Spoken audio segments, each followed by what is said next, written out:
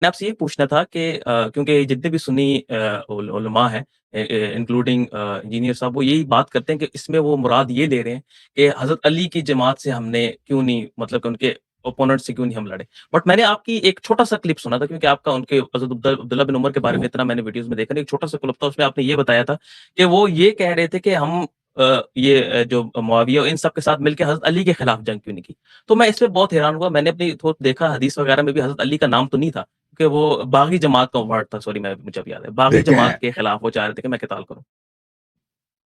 عبداللہ ابن عمر بن خطاب کا بیٹا ہے. ان کی ہمدردی معاویہ کے ساتھ تھی اور ان کی ہمدردی جو ہے یزید کے ساتھ تھی. اس نے فوراً جا کے یزید کے ساتھ بیعت کیا تھا جب یزید بلکہ معاویہ کے حیات میں اس نے یزید کے ساتھ بیعت کیا تھا اور یزید کا بڑا سپورٹر تھا. اور اس نے امیر المومنین علیہ الصلوۃ والسلام کی کبھی بیعت ہی نہیں کی. یہ کہنا کہ مجھے افسوس یہ ہے کہ میں نے ان کے خلاف لڑا کیوں نہیں ہے, مجھے نہیں لگتا یہ اس کے صحیح جملے ہیں. یہ اس کے لیے گڑا گیا ہے بعد میں. یہ اس کے تھاٹس ہے, اس نے جس مسیر پہ وہ گیا ہے, جس انداز سے اس نے زندگی کی ہے اس کے ساتھ ملتی ہی نہیں ہے. وہ کبھی امیر المومنین علیہ الصلوۃ والسلام اور اہل بیت علیہ الصلوۃ والسلام کے کیمپ میں کبھی تھا ہی نہیں سیاسی لحاظ سے. وہ مخالف تھا.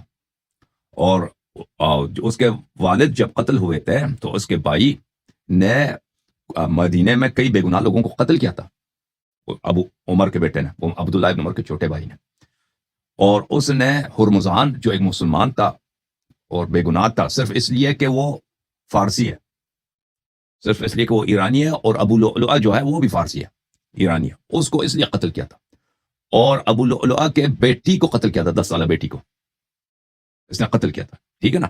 تو امیر المومنین علیہ السلام نے عثمان سے مطالبہ کیا تھا کہ اس کے والد قتل جو قتل ہوئے تلوار نکال کے نا مدینے کے گلیوں میں جا کے جہاں بھی ایرانی ملا اس کو اس نے قتل کیا. بیچارے وہ بے گناہ غلام تھے, خادم تھے, یا اس کی ابو لؤلؤہ کی بیٹی ہے. تو فرمایا کہ آپ اس کو قصاص کریں, اس کا سر کاٹ دیں, یہ قاتل ہے.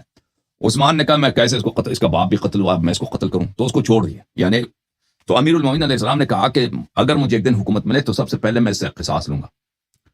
تو یہ جب عثمان کا قتل ہوا, لوگوں نے امیر المومنین علیہ السلام سے بیعت کی, تو سب سے پہلے عمر کا یہ بیٹا بھاگ گیا, شام مل گیا, شام میں معاویہ سے مل گیا, اور شام میں معاویہ سے مل گیا, اور پھر امیر المومنین علیہ السلام کے خلاف رہی. تو عبداللہ ابن عمر کبھی یہ لوگ ان کا یہ اپنے والد کے پالیسی پہ تھا نا. ان کے والد نے ہی بنی امیہ کو, ابو بکر اور عمر نے ہی معاویہ کو شام میں پاورفل بنا دیا.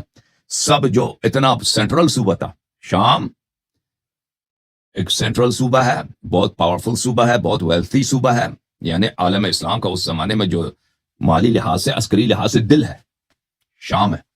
وہاں پہ گورنر اس کو بنا. اور اس زمانے میں دیکھیں شام جو تھا نا, شام جیسے اس زمانے میں سویلائزیشن کا سینٹر تھا, سمجھ رہے ہیں, سویلائزیشن کا سینٹر تھا. یعنی یہ رومی امپائر کا حصہ تھا, اور شام جو ہے رومی امپائر کا, وہاں پہ ان کا انڈسٹریز یہاں پہ تھے, صنعتیں یہاں پہ تھی, محل قصر سب کچھ یہاں پہ تھا. سمجھ میں آ رہی نا بات آپ کو.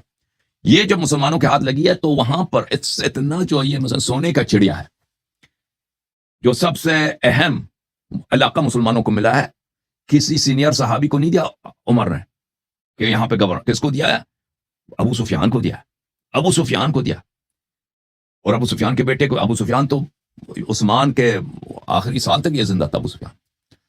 تو ان لوگوں نے پھر, عمر یہ تھا کہ ہمیشہ اپنے گورنروں کو چینج کرتا تھا, عزل کرتا تھا, کبھی اس نے معاویہ کو عزل نہیں کیا. عمر کے پاس جب رپورٹ آیا کہ معاویہ نے ادھر شام میں بہت بڑے بڑے اس نے محل بنائے, تو اس نے اس کو کہا کوئی بات نہیں ہے, یہ اس نے شام کے, یہ روم کے مقابلے میں اس کو محل بنانے کی ضرورت ہے, اس کو بنانے دو. ٹھیک ہے, اس طرح اس کی صفائی پیش کر لی. حالانکہ وہ اپنے پیسے سے تو محل تو نہیں بنا رہا تھا نا, وہ جو محل میں رہتا تھا اس نے اپنے لیے بادشاہت بنا دیا تھا شام میں, اپنے پیسے سے تو نہیں بنایا تھا, بیت المال سے بنایا تھا. یہ رسول صلی اللہ علیہ وسلم کی سنت تھوڑی ہے کہ آپ روم کے مقابلے میں بھی آپ کو بھی اجازت ہے کہ آپ بیت المال میں خیانت کر کے اپنے لیے محل بنا دیں. تو بہرحال یہ ان لوگوں کا آپس میں انڈرسٹینڈنگ تھا, ان کا سیاسی نقطہ نظر یہی تھا کہ شام, کیونکہ دیکھیں ابو بکر عمر اب ان کی اپنی پولیٹیکل کوئی حیثیت نہیں تھی قبائل میں. آپ یہ سوچیں نا, جیسے پاکستان میں نا کون ووٹ لاتا ہے, کون ووٹ لاتا ہے؟ بہت سارے لوگ ہوتے ہیں, پالیٹیشنز ہوتے ہیں, وہ ووٹ نہیں لا سکتے. ابو سفیان قریش کا چیف ہے, قریش کا سردار ہے. ابو بکر عمر سردار نہیں ہے, ابو بکر عمر کے خاندان بھی سیکنڈ ہینڈ خاندان ہے، کوئی ان کی کوئی اتنی باعزت خاندان نہیں ہے، کوئی اتنے صاحب رسوخ نہیں ہے، بنی امیہ بڑا خاندان ہے۔ ابو سفیان مختلف جنگوں میں رسول پاک صلی اللہ علیہ وسلم کے مقابلے میں عرب کا لیڈر تھا، ٹھیک ہے نا، تو یہ تو سب قبائل کو جانتا ہے، سب قبائل پہ اس کا اثر رسوخ ہے۔